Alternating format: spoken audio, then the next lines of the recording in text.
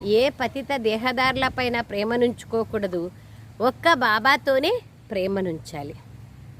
భలే అందరితోనూ స్నేహ సంబంధమైన కార్యవ్యవహారాలు చేయాలి. కానీ ప్రేమను మాత్రము, శుద్ధమైన మోహాన్ని మాత్రము ఒక్క బాబాతోనే ఉంచుకోవాలి. ప్రశ్న: పిల్లలైన మీరు ఏ విషయంలో విసుగు చెందకూడదు మరియు ఎందుకు? జవాబు: మీరు ఈ పతిత శరీరంతో కొద్దిగా కానీ విసుగు చెందకూడదు. ఎందుకంటే ఈ శరీరం చాలా చాలా విలువైనది.